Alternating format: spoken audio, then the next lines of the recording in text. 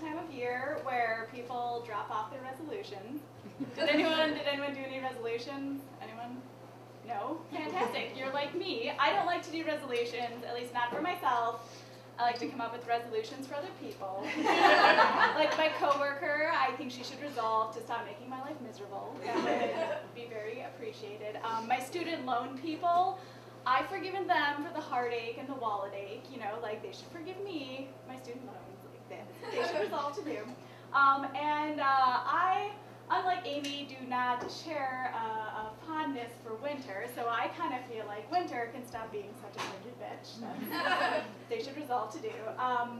Winter, I really hate it. Like, it's gotten to a point, so I work in corporate America. I have corporate clientele. Usually I have to wear suits, and I've gotten to a point with winter, I wore a sweatshirt to work today, guys. And I don't care, but I'm just concerned that it might be a slippery slope, that like one day, you know, a sweatshirt, a cute, trendy tunic sweatshirt might turn into like a kitty cat sweatshirt. Might turn into a sweatsuit. I might lose the, you know, the drawstring and the pants, and then I wake up in a casino somewhere eating fried food. So that's what I'm afraid of, and winter does this to me. So I'm not feeling super great, but I saw a picture of Little Kim. You guys know Little Kim the rapper? Have you guys seen her recently? Yeah, she's having a worse time than I am. That. She looks awful because she had all this crazy, like she had a lot of crazy plastic surgery, but she just recently had more crazy plastic surgery. And it makes me mad because I feel like the celebrities who get plastic surgery are never the celebrities that need the plastic surgery, you know? Like Jack Nicholson could use a boob lift. Donald Trump could get his mouth sewn shut. Ryan Seacrest should just get his sex change and, you know, just own it, you know? So I'm married and I've been with my husband. It's almost 10 years we've been together. And I'm so happy that it's been a long relationship because I've never had to do online dating.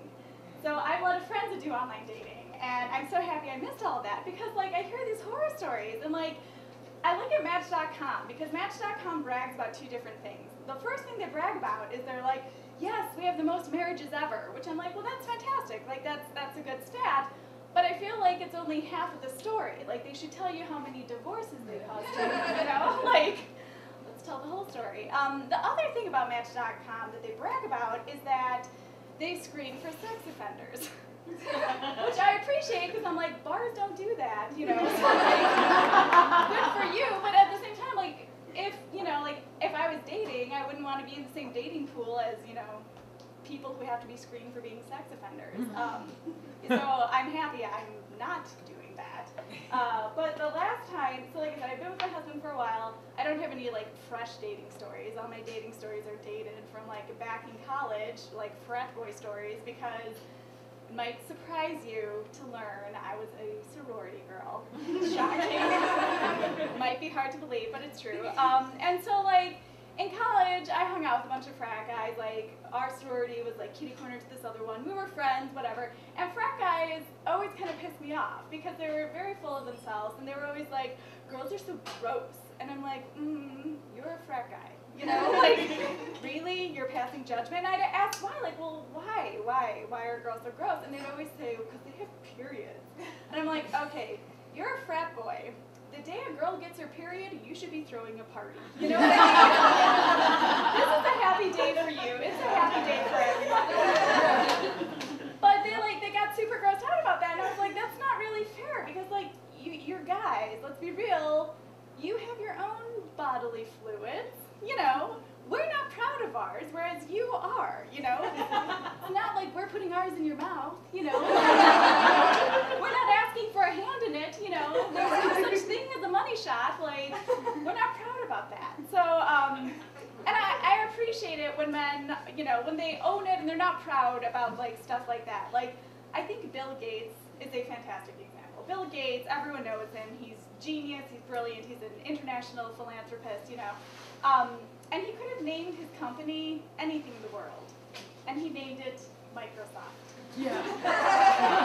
He did not name it Enormously Hard, and so for that, I applaud him. There's a lot of talk about TV and stuff stuff, and I watch a ridiculous amount of TV, and not even good TV. Like, I'm not even going to say I watch Downton Abbey, because that is too high for me. Like, I strictly watch terrible reality TV. And so what I like to do sometimes is come up with like my own reality TV show ideas, or like I'll change the names of them. So for instance, Millionaire Matchmaker, I like to joke around, like that is a show, but like I think it'd be funny if you combine it, you know, it'd be like The Girls Next Door meets To Catch a Predator, you know, like creepy old people, creepy rich old people preying on young people, you know, or like Deadliest Catch, it could be like The Bachelor meets Jersey Shore, and it's funny because they're two shows about crabs, you know. What's so funny though is I have a sister, and she works in reality TV, so this is also why I feel like I have to watch all this TV. And she's my twin sister, and this is, it's funny because growing up, we're identical twins too, which is, you know, it's a unique experience. But so growing up as an identical twin, childhood was traumatic because my parents dressed us alike. Like, that's weird. That gets weird when you're a certain age. It's weird that you're dressed the same.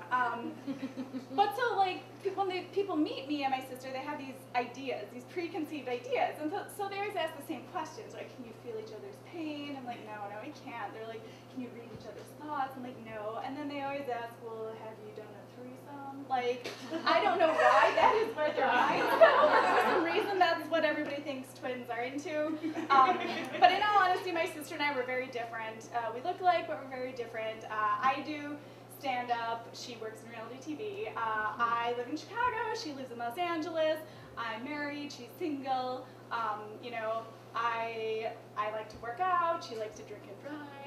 I think that's an LA thing.